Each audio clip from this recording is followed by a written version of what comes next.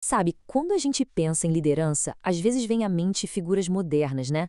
Mas e se eu te dissesse que uma das histórias mais incríveis sobre isso vem de um cara que viveu há milhares de anos? A história de Neemias não é só sobre construir um muro de pedra. É sobre um homem que abriu mão do luxo de um palácio para encarar uma missão que parecia impossível: reerguer uma cidade inteira. Bora mergulhar em como a fé e a coragem dele transformaram o caos em esperança. E para a gente entender de verdade o que movia Neemias, a gente precisa olhar para esse momento aqui. Pensa na cena. Ele está na frente do rei mais poderoso do mundo. Qualquer palavra errada poderia custar a vida dele. E o que ele faz? A primeira reação, o instinto dele, não é um discurso ensaiado. É uma oração silenciosa, direto para o céu. É esse o ponto de partida que define tudo o que vem depois. Então, o nosso roteiro vai ser este. Vamos começar vendo quem era esse homem e qual era a sua missão. Depois, a gente entra nos problemas que ele enfrentou, tanto os inimigos de fora, quanto uma crise que explodiu lá dentro.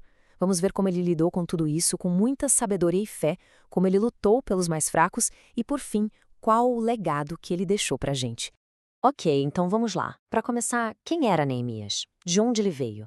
É interessante porque a história dele não começa em Jerusalém, na terra dele, mas bem longe, no centro do poder do Império Persa. Copeiro real. O que isso significa, né? Bom, não era só um garçom de luxo, não. Era uma das posições de maior confiança no reino inteiro.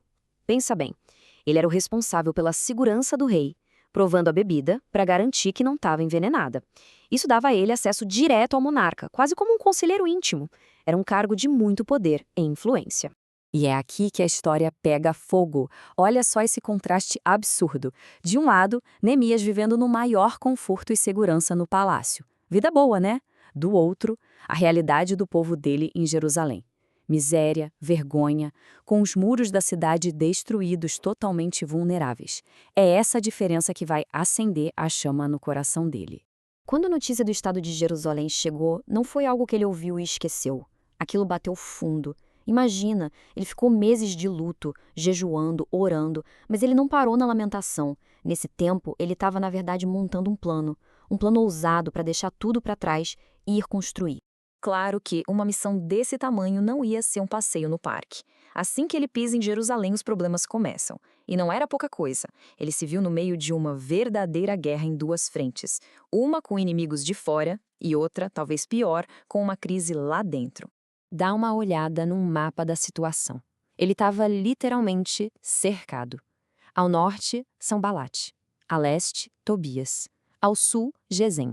A oeste, os Asdoditas.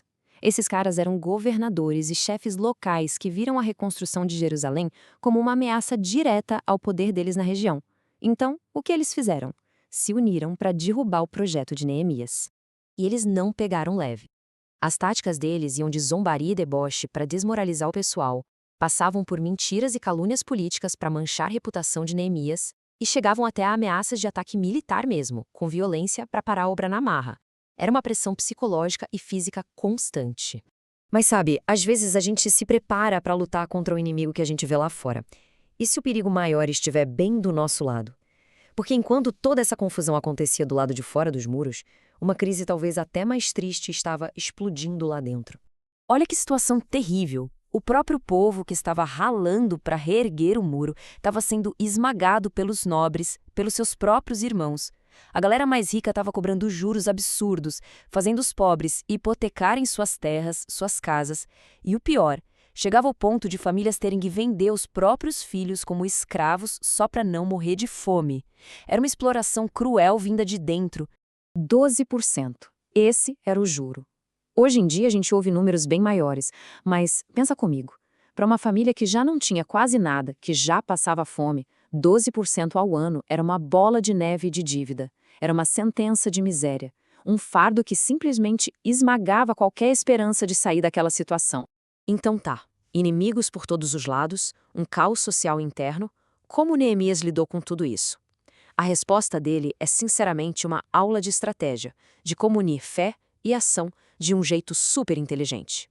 Contra as ameaças que vinham de fora, a estratégia dele foi dupla, bem simples e genial: oração e vigilância. Ou seja, ele colocou a confiança em Deus, sim, mas não ficou de braços cruzados. Ele organizou o povo, montou uma guarda armada que ficava de olho 24 horas por dia, 7 dias por semana.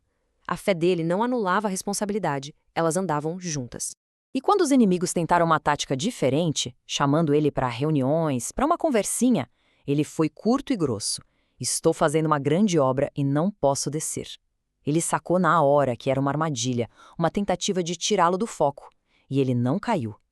Manteve os olhos na missão sem se distrair, e isso levou a uma das cenas mais famosas da história. O povo trabalhando com uma ferramenta numa mão e uma arma na outra. Imagina só. Isso é o símbolo perfeito da atitude deles, prontos para construir a paz, mas também preparados para se defender. É a fé em ação de um jeito muito prático e corajoso. Beleza, ele resolveu a questão da segurança externa. Mas e o problema interno? A exploração. É aqui que a gente vê a liderança de Neemias brilhar de um jeito, uau, ainda mais forte. Porque agora ele ia ter que confrontar o seu próprio povo. Quando Neemias ficou sabendo o que estava acontecendo, ele não ficou só triste. A Bíblia diz que ele ficou furioso. Mas não era uma raiva descontrolada. Era uma indignação santa, sabe?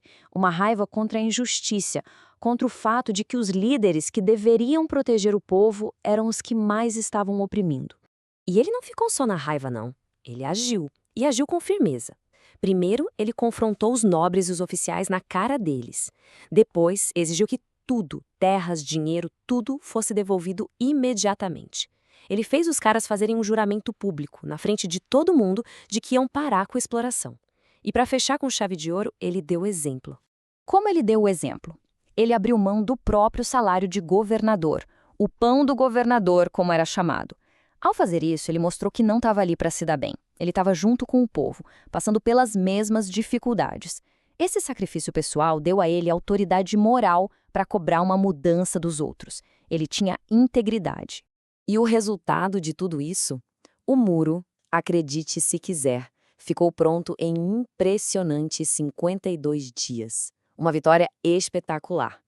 Mas o verdadeiro legado de Neemias, o que fica pra gente hoje, não são as pedras do muro, são os princípios de liderança que ele viveu na prática. A gente pode resumir a fórmula de Neemias em 3 hábitos super práticos. Primeiro, a oração sempre vem antes. Antes de qualquer plano, de qualquer reunião, de qualquer ação, ele falava com Deus. Segundo, fé e ação andam juntas. Orar e vigiar, lembra? Confiar em Deus e fazer a sua parte. E terceiro, foco total. Não importa a distração, a ameaça, o medo, ele não tirava os olhos do objetivo. E se a gente trouxer isso para os dias de hoje? Olha que interessante. As qualidades de Neemias são exatamente o perfil de um mentor cristão que a gente precisa hoje.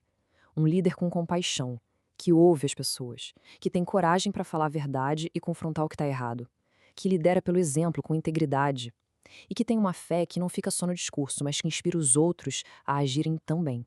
No fim das contas, a história de Neemias deixa uma pergunta no ar para cada um de nós.